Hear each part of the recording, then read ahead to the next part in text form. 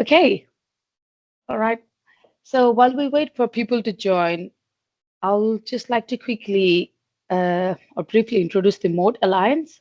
Um, so if you do not know what Mode Alliance is already, so Mode Alliance is an alliance or a collaboration between three sister projects, M for Marco Polo, O for Obama Next, and D for Diversity. So these are the three projects that have been funded by the Horizon under the Horizon Europe program. And all these three projects, they have or they share the common focus, which is the observing and monitoring marine ecosystem or marine biodiversity and ecosystems with a particular focus on coastal and marine ecosystems. And now I'll play a short video about the Motor Alliance, and I hope that will give people a little bit of time to join the webinar. So here it is.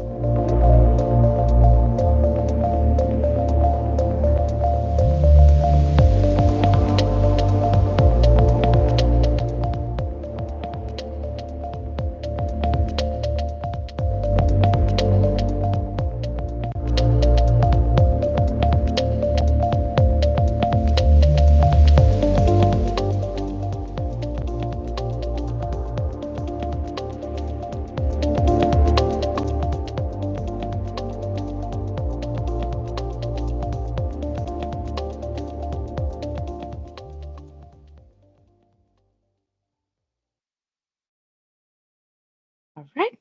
I hope you enjoyed the video. So yes, that's a little bit about Model Alliance. And for today's webinar, we have two presenters from the Obama Next project. So firstly, I would like to take the pleasure of introducing Kasper Hancke, which will be our first presenter. So Kasper, he is a senior research scientist within Norwegian Institute for Water Research, NIVA Norway. And his role in Obama Next is he participates in the work package related to benthic habitats and contributing with his knowledge on drones and sensor technology for benthic mapping, among many other things. And today, Kasper would be presenting about how LiDAR technology is a useful tool to measure the volume of the coastal habitats, also under the sea surface. And the another presenter for today is Hege Gundersen. So Hege is also a senior research scientist, and she's also based at NIVA, Norway. And her role in the Obama Next project is she's a work package lead on assessing the existing and new technologies for benthic habitat mapping. And today, Hege would be presenting a little bit about the CB drone infrastructure and how this could be used to map blue forest and coastal habitats together with the artificial intelligence. So without further delay, I will leave the floor for our very first speaker, Kasper Hancke. The floor is all yours, Kasper. Thank you, Sanjina.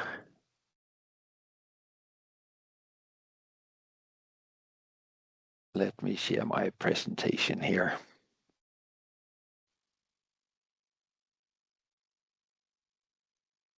Like this. All right. Thank you, Sanjina. And hello, everyone. Thank you all for coming and listening in on this webinar series. And thanks to Sanjina and Miguel for sharing it across the three projects. My name is Kasper Hancke, as said, and I'm a senior researcher and marine biologist at NIVA in Oslo. It's a real pleasure to give this talk in collaboration with Hege and present to you our recent work on coastal habitat mapping using flying drones. And I want to credit the entire team before we start behind the results that we're going to show, especially the CB and the Obama Next teams. it is truly a collaborative effort to fly drones and retrieve scientific results from this.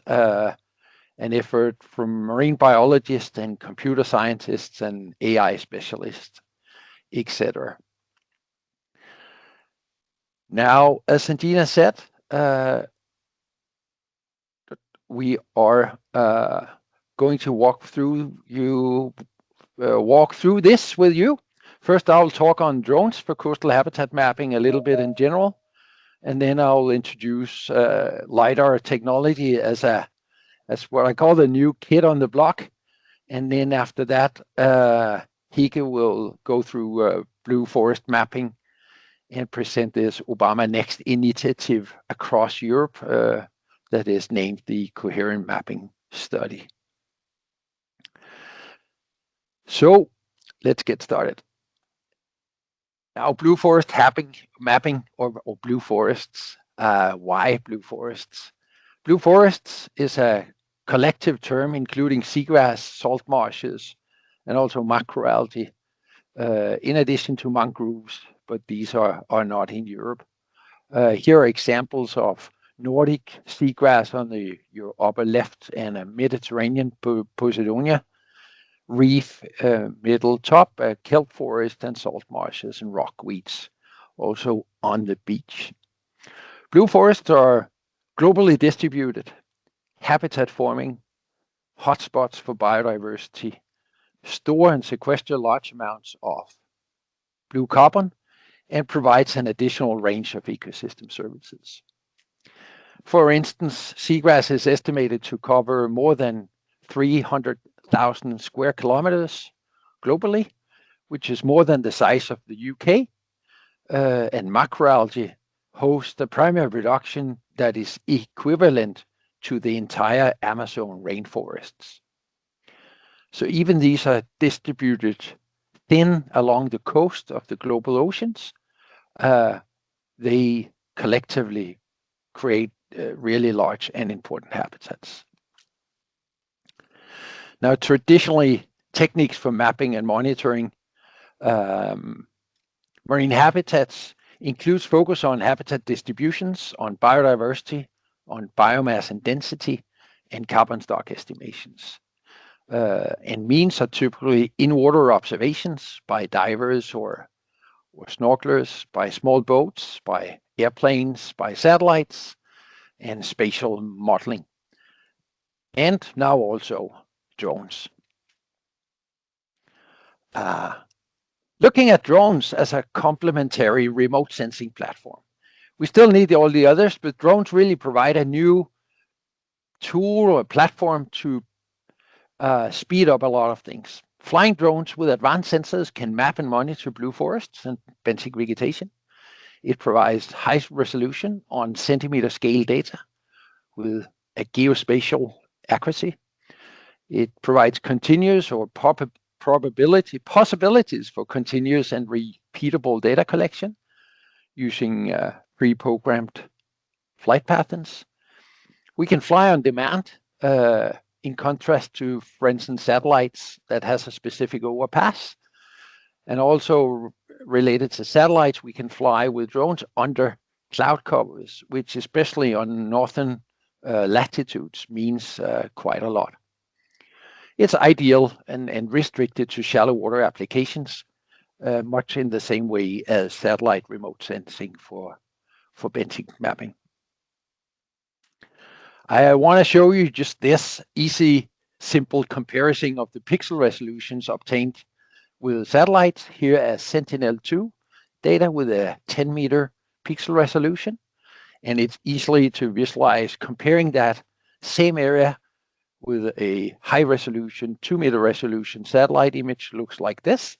And if we provide a drone with a 1.5 centimeter image resolution, we obviously get a very more detailed understanding and possibilities for assessing what is in the image and how does that change. I want to mention just a CB as a project. CB is a national research infrastructure called the Norwegian Infrastructure for Drone-Based Research Mapping and Monitoring, and it's funded by the Norwegian Research Council. Since 2020, CB has developed and demonstrated that drones, when combined with sophisticated sensors and machine learning, or AI, can be applied to a range of environmental applications. And here are some of the cores that CB work with, and habitat mapping among these and coastal vegetation is a major and important part of these and the core activities that we do at NIVA in Oslo. Drones and sensor platforms is many things, and you read often on drones in the news. What we use for environmental monitoring are largely these small and medium-sized rotor drones for detailed studies, fixed wing drone, small airplanes, and what is called VTOL, which is a combination of the two. It means vertical takeoff and landing drone, which are really useful on coastal habitats. In combination with a suite of sensors, RGB sensors, regular cameras basically, multispectral sensors, hyperspectral sensors, thermal sensors, and LiDAR, in particular the last addition on this, it provides a very powerful tool to a range of things. It also provides a lot of data. The CB has developed an automated pipeline for data handling, for automatic generations, georeferencing of data, quality controls, AI-based analysis, including habitat map generations and a data sharing. I don't want to go into details, but I want to emphasize that these are a sort of inside the engine component that now Obama Next is taking advantage of, and other EU projects also. And we are happy to share this possibility also with Diver Seas or Marco Polo, of course. And so please reach out if you're interested, or look at the website. Along this lines for data visualization, we have created a platform that makes data sharing and visualization easy. It's publicly available, it's open, and now expanding on European and global scales. All the data there are free to use, so please enter, play around, use the VMS links if you like, download the data. Just please cite the data owners, of course, and where the data comes from if you want to take this further. Now, LiDAR measurements. The new kid on the block, I like to call it, regarding remotely sensed habitat mapping. LiDAR is short for laser-based light detection and ranging, and is a novel tool for airborne habitat mapping.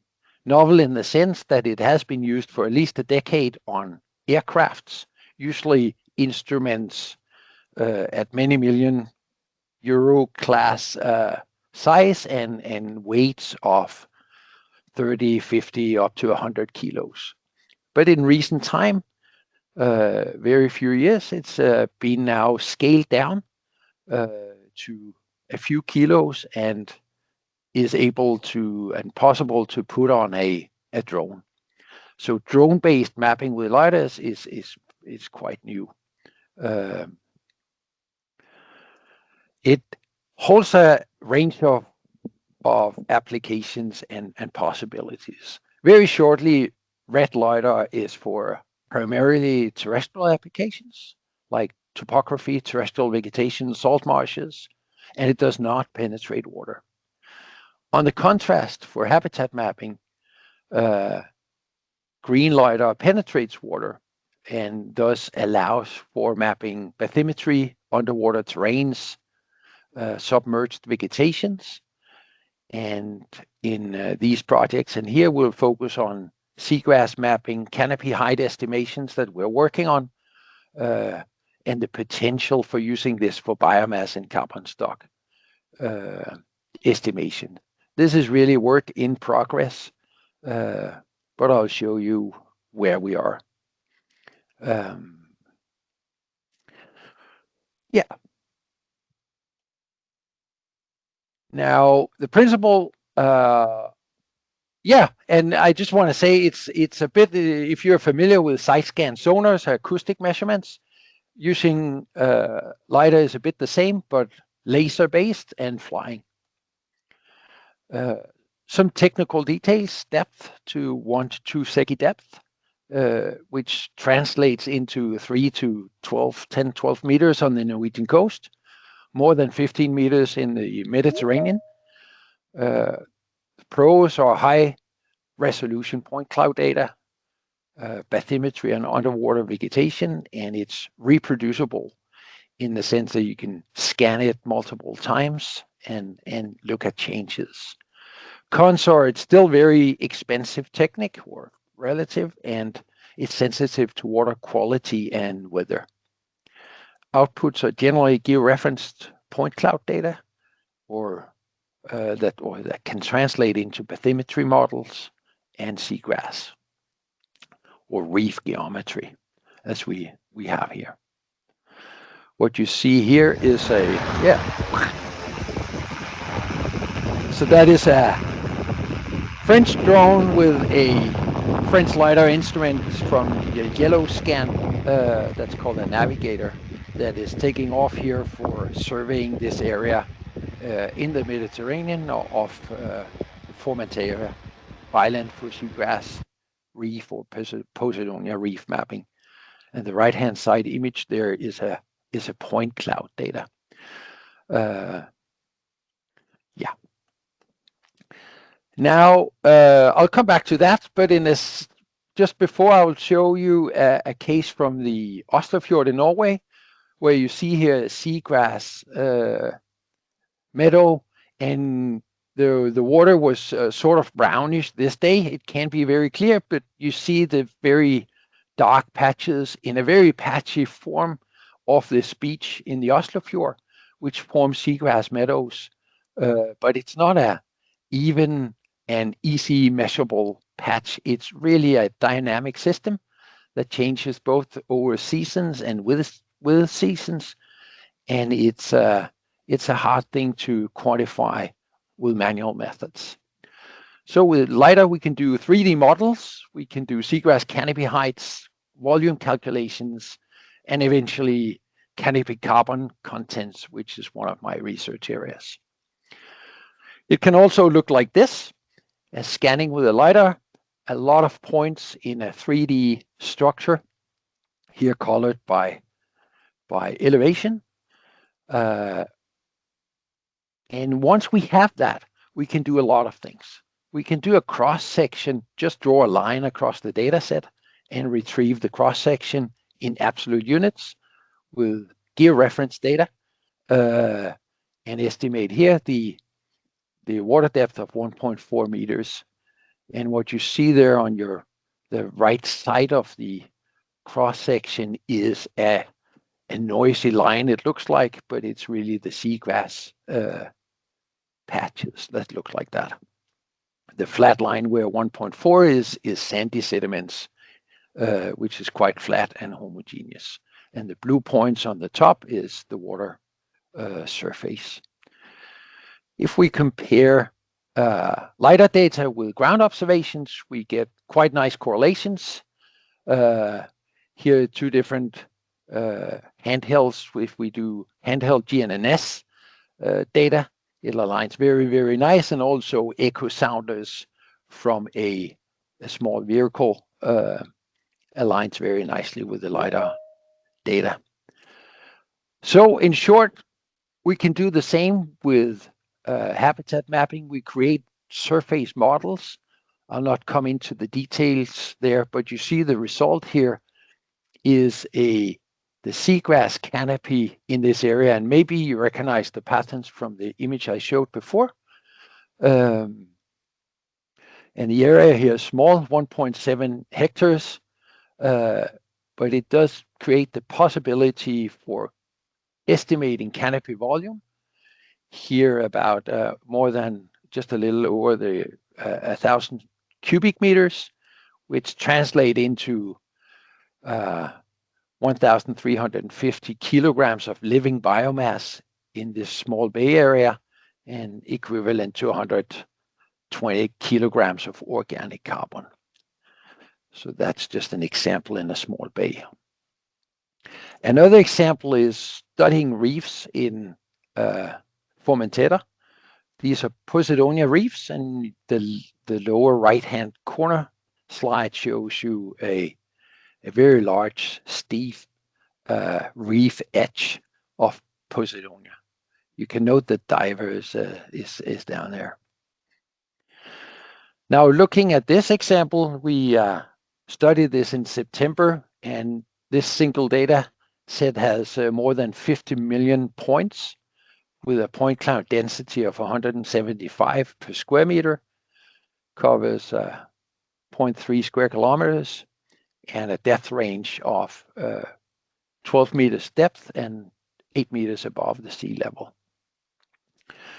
These create data sets like this, 3D models that can be looked at, manipulated, turned around, and in the middle or the center there, you see some red dots, which is a small Zodiac rubber boat lying on the water surface at the edge of this reef. And I hope you get the impression of a 3D structure. You see some of the points are on the bottom, and that's a little bit areas in the translation of these colorizing points. We can take this a step further and make a cross section, as I talked about, across a reef structure. And if you look very careful, you can recognize the little red yellow, the little red rubber boat again. This is going into the data, turn it around, filter out noise in the water column like this, leaving us with the water surface on the top and the bottom below, and we can measure out the bottom.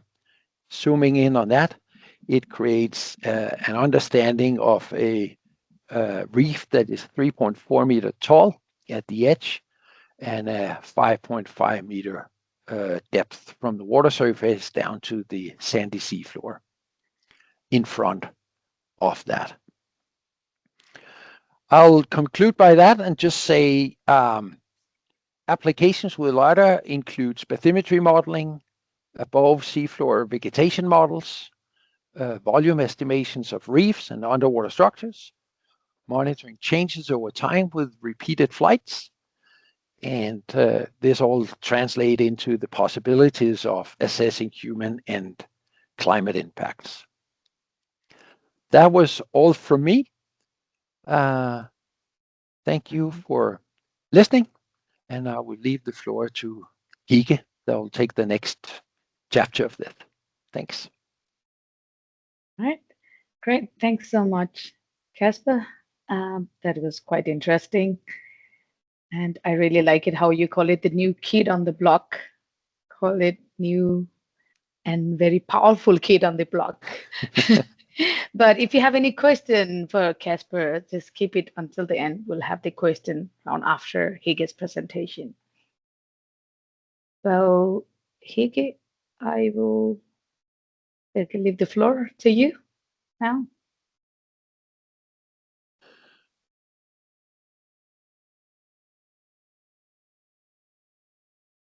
Hege, you're muted.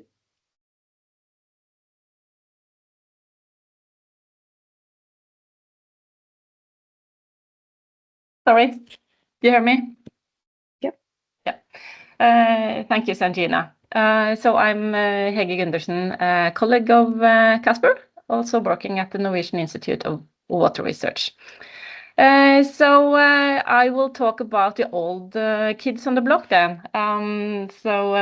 More about the other sensors that you can equip on a drone, the RGB and the multispectral sensors, and how these can be used in combination with artificial intelligence to map kelp, seagrass, and other blue forests.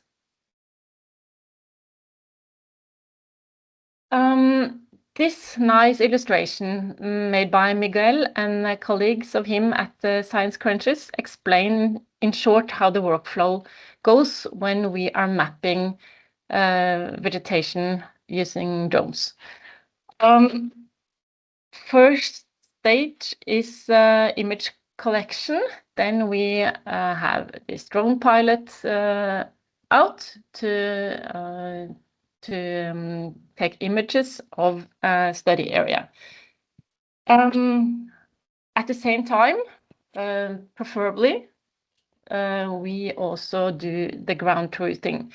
Then there has to be a biologist out in the field doing collecting in situ data, which will be used for training the model and for validation. Back in office, we do the data annotation. Then we put the data together, the images and ground truthing data, and annotate or label what we can see in the drone images. That can be different species and habitat types. That will finally go into the machine learning analysis and create these nice maps. So that is the procedure in a glance. And if you're interested in the more nitty-gritty details of this procedure, then you can read this paper. I promised myself not to have too much text on my slides, but this one is an exception because I thought it might be useful to show some of the technical details before showing some case studies, which I will do later. So we use flying drones, as Kasper has told you about, and they are equipped with both RGB and multispectral cameras. They take very, very high resolution images at the centimeter level from the air, and the resolution depends on how high you fly the drone. The drone is pre-programmed and fly in these certain patterns and covers an area at least 10 square kilometers per day. But this number is continuously improving as the sensors improves. Typically, we fly at 80 or 120 meters. There are some weather restrictions, in particular wind should not be higher than 10 meters per second, or else these drones are quite robust for different weather. They take a lot of images, like hundreds or even thousands different images that has to be stitched into mosaic images later. Yes, and then we sample ground truth data using high precision GPS. This will be used for training and validation. The RGB images are used for annotation, and the multispectral images are used into the machine learning analysis. Typical benefits of this procedure is that they are cost efficient and they are repeatable and they are upscalable. So what can we map using drones? In principle, all objects or structures that are evident in a drone image can be mapped. This can be different types of vegetation or fauna, like mussel banks, for instance, but also abiotic habitats like sandbanks, rocks, etc. And even anthropogenic objects like litter and plastics. The only limitations are the size of the object or vegetation patch, which should not be too small. And also the light penetration is of course an issue. So depending on the clarity of the water, we can typically map down to 15 meters in clear water, but only maybe 3 meters in turbid waters. Many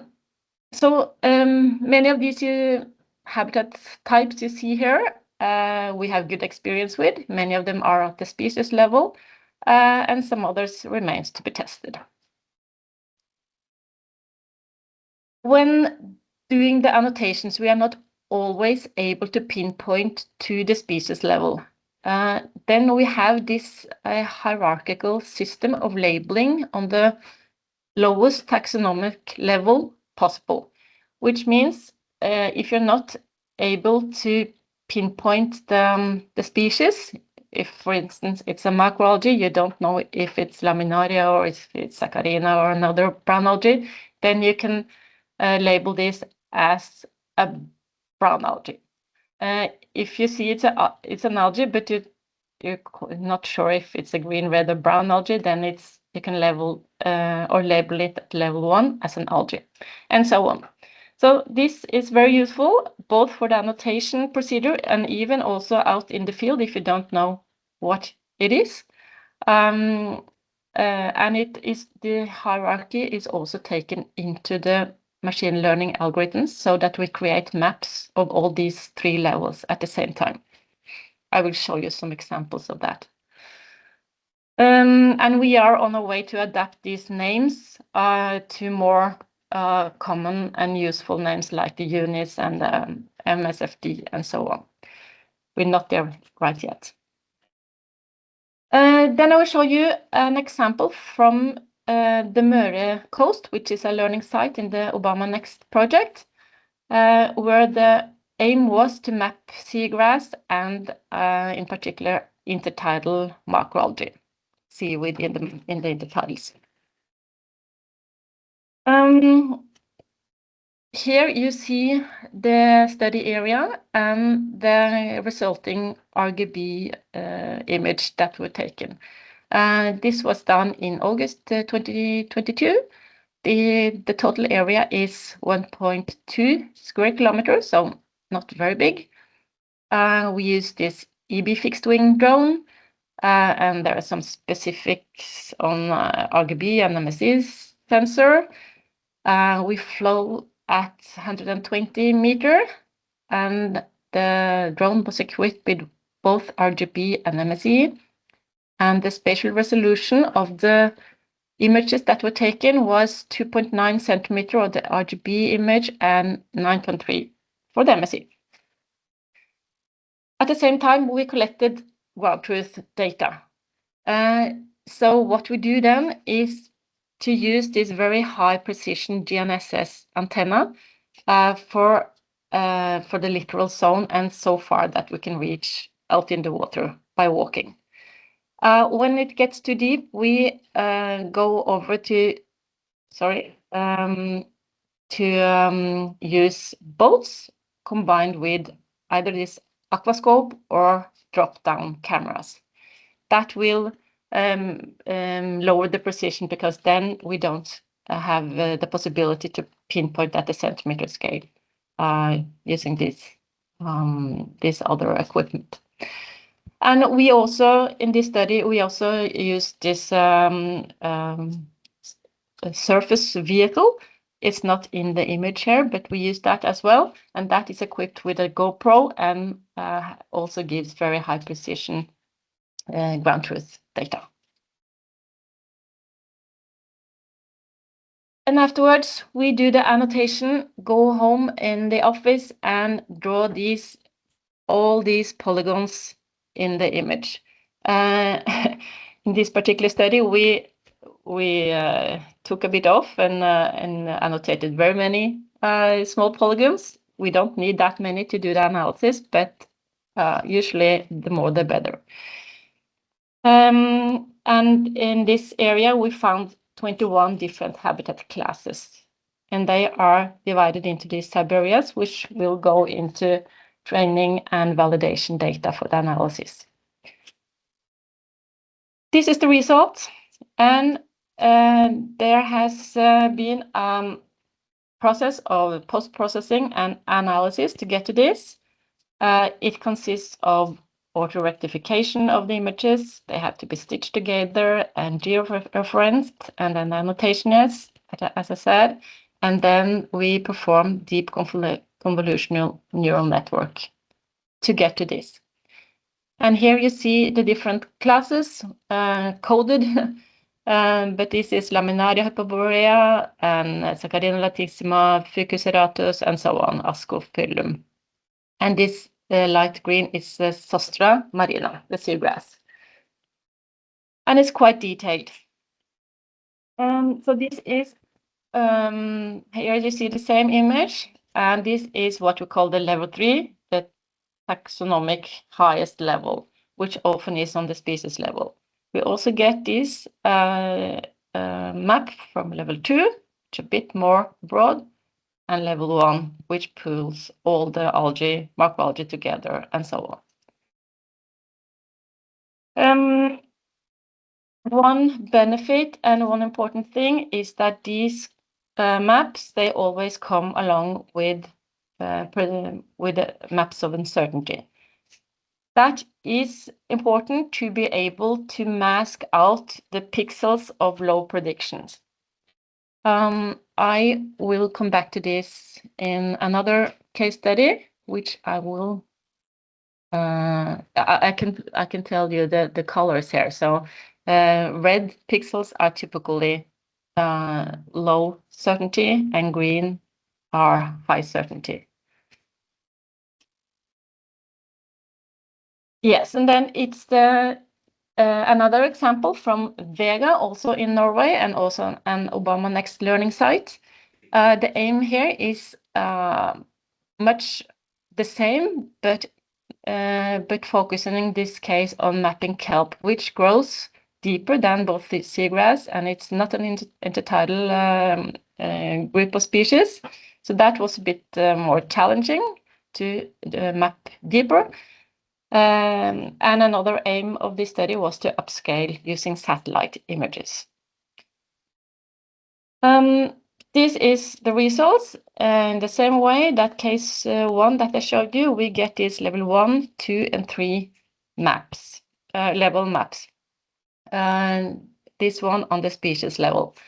This area is somewhat larger than the previous one, so that's about 5 square kilometers. And it took us 2 days to map it.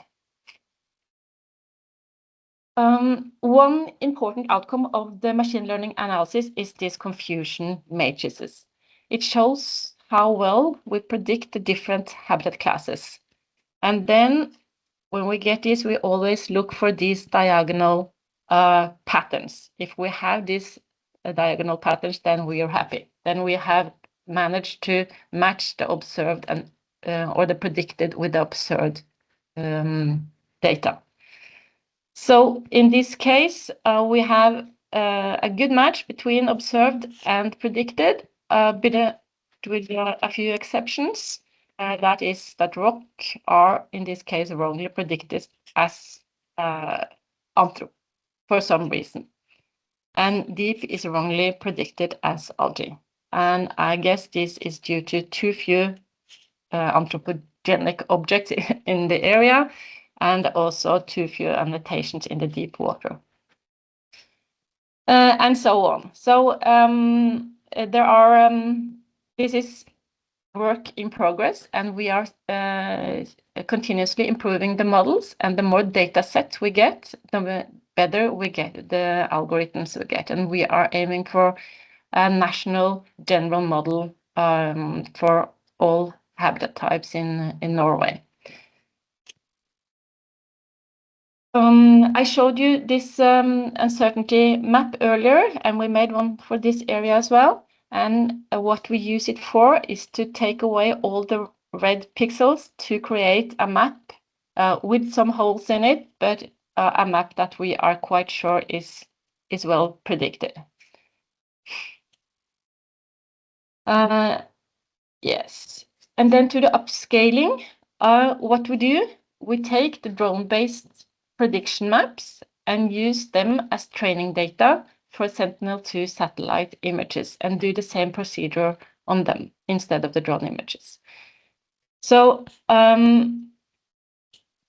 here you see the drone images, and this is the prediction map.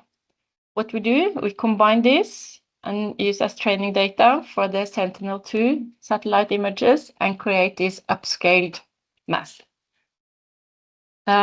When the drone-based map is very, very high resolution, it's at species level, but it's only for a local area. We cannot drone the whole coast of Norway, for instance. But on the upscaled map, it has, though, a low resolution at 10 meter, which is Sentinel-2 resolution, and a lower taxonomical level, but it's on a regional scale. And in Norway, we actually aim to map the whole of Norway using this method. Then to the Omama Next project, and here you see all the different learning sites in the project. We have tried to get as many as possible to perform drone campaigns, and we actually made to get a few of them along. And the aim here is to further develop and advance the CB methods and test across European learning sites. And as Kasper told us, this is what we call the coherent mapping study in Omama Next. The green spots here are where we now have drone data, and they are looking like this. We have some from Bay of Biscay and Finland as well. We have just not gotten the maps yet. So this is work in progress, and we are very excited about it and to see how it comes. These are tested, the results here are tested against each other, and also we want to make one general big model upscaled using Sentinel-2.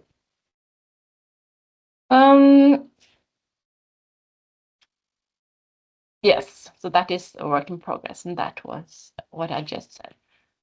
Just a slide in the end to show the relevance for your EU key policies. This is about very important habitats across Europe, which is important for biodiversity reasons and for carbon storing reasons and a lot of other ecosystem services. So I think it ticks off all the main EU policy instruments that we have in EU. So yeah, that was what I wanted to say, and we are ready for questions. Right. Well, great. Thank you so much, Hege, for a nice presentation, and also thanks to Kasper again. So now I'll leave the floor for anyone who is sitting with questions for both Hege and Kasper. So I could see hand from Murat. Yes, this was really, really very exciting presentation. Thank you, Hege and Kasper. And it inspired me to ask whether we can make a collaboration, because I noticed that Omama Next has some spot which is Balearic Island and also Aegean Sea. You are either you did or you are planning to do something, which we have case study exactly that spots. I want to discuss what we can do together with Omama Next and Diversity, because it will reduce the burden and we will learn a lot of things from you. This is the really wonderful, exciting activity to take the CB down to warm water. That's my, it is not question, it is just suggestion, whatever we can do, we have to discuss this. Yeah, thank you. Thank you, Murat. We are very open to collaborate with anyone in Europe in these 3 projects.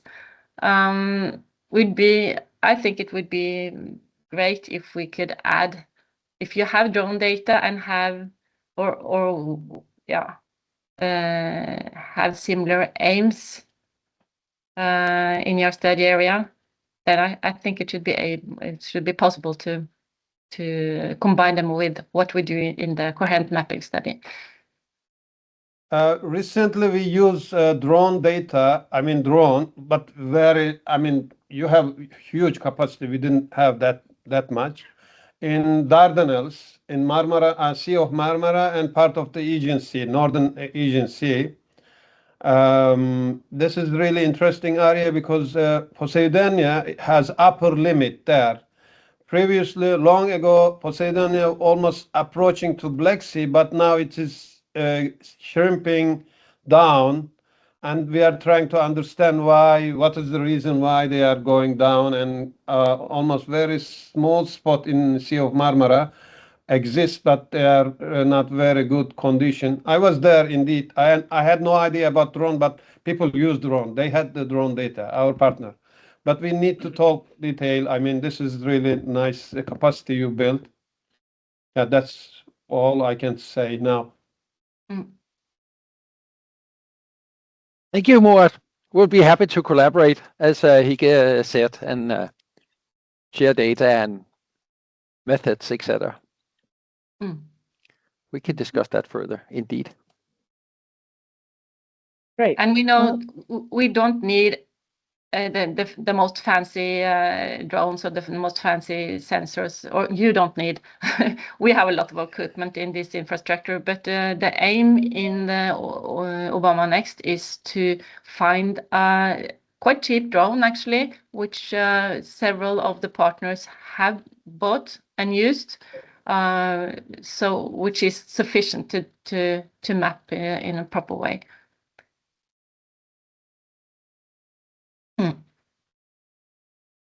Great. Well, I can see a couple of questions in the chat. So there is one by Valentina Costa, who has a question about which software do you use for the annotation and for georeferencing and the machine learning AI analysis? Yes, you and me, or you and me, Kasper. Yeah, I believe I just answered that in the chat there. We used mostly Okay, OpenDroneMap. I think here we could have a banner. And Pix4D I for the banner. embedded in this CB data pipeline infrastructure. So there's a whole workflow there, and all about how it works is explained on the larger scale in this paper by Kvile et al. And in details on CB's GitHub pages, where you see all the documentations. There's also a range of publications coming out in the next few months on this as we're wrapping up the project or a lot of the outputs of the project. There's also very fast development in the machine learning analysis, and so when we wrote that protocol not so long ago, the deep convolutional neural network was the state of the art, and now it's already developing into other even more powerful tools. But yeah, but it can also be random forest, for instance, and quite simple methods. Yeah. Well, that was going to be my question about, was there a reason you chose the deep convolutional neural network algorithm, or have you tested other algorithms? And yeah, that was just we have a very skilled partner in the CB infrastructure, and they of course will want to use what the best there is. But as I said, random forests, for instance, could be good enough for many purposes. Yeah, it looks like it works really nice. I could see that, especially the level 3 was quite impressive. So of course, level 1 and 2, but it's quite detailed, the level 3 mapping, habitat mapping as well. There was another question by Lubul Kunde about the confidence in the measurements calculated. How is the confidence in the measurements calculated? And that is the confidence in the machine learning predictions. I'm not able to answer that, unfortunately. I don't do the analysis myself, and it's quite complicated. It's yeah, no, I don't think Kasper either. Sorry, I missed the question a little bit. I was answering something in the chat there. Yeah. But how is the confidence in the measurement calculated? Yeah. Well, that's a key, isn't it? To understand, you get these maps, and then how good are they? And these are one of the things that CNN provides really nicely over random forests, for instance, where you get. So the step one is these classical. I ask for all the time, Hege. Confusion matrices that Hege showed, that you see the probability of the prediction across the different sites. But I think one is real strange that CB has developed is this pixel-based uncertainty that allows filtering out or mask the pixels you really want to use.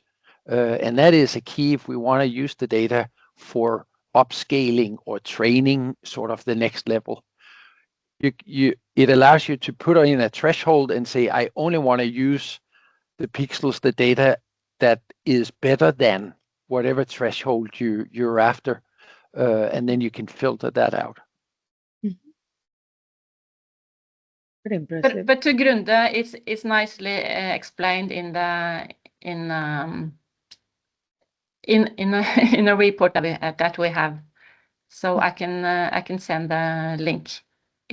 It's the Gundersen et al. 2024 mentioned in our presentations, but you can get the full. I can send the full citation in the chat. Excellent, thank you. Thanks, Hege. I can see hand raised by Teresa. Yeah, hi, really great presentation. I have two quick questions, which is regarding how do you see citizen science being integrated with this information? And in terms of policy relevant information, if you had policymakers here, what would you recommend or ask national, European, locally? Thank you.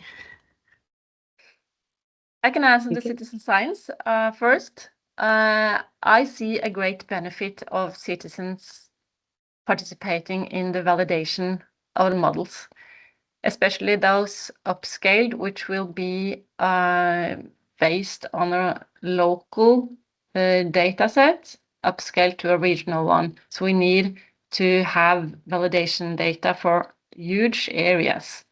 And that could be something that people can go out, at least data from the intertidal zone and easily accessible part of the coast, and take a picture, send it along with a precise location. Then we can have biologists to see, does it match with the predicted maps.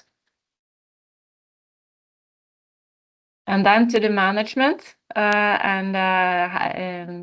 we at NIVA in the CB infrastructure, we have very close collaboration with the management, both at national level, but also municipalities, counties in Norway.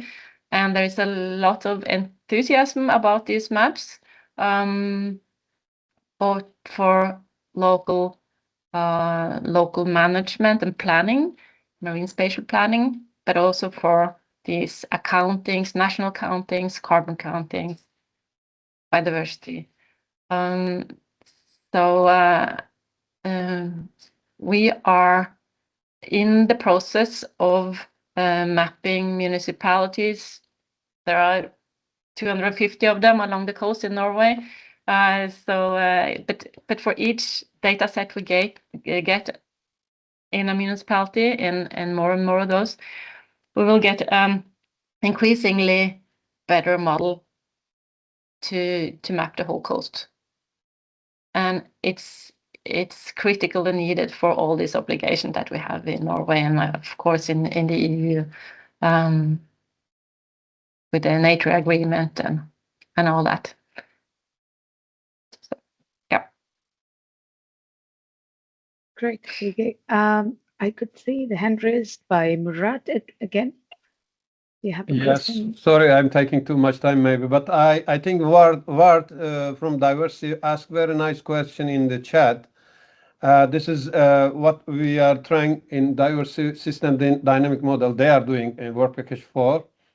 And he asked this question, which is very relevant for policy. I think if you pay a little bit attention, this is also kind of maybe another collaboration interface between Diversity and Obamanex, if we can make some discussion on that question in chat. Okay, that's it.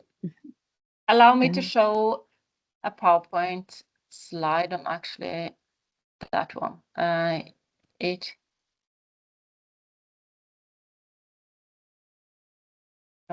looks like this.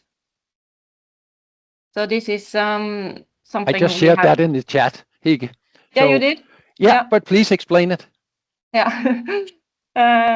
So this is our playground in the southern part of Norway, where we have some drone images from different periods, both through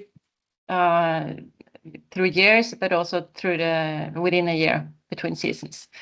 So this is an example of what we can do. These seagrass meadows are quite dynamic. So at some point of time, we see this light green here. That is the seagrass.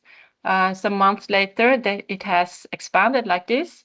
And then we can do some calculation and see what has been unchanged in this bay, in this area, in this period, and what has increased, and also what have been lost.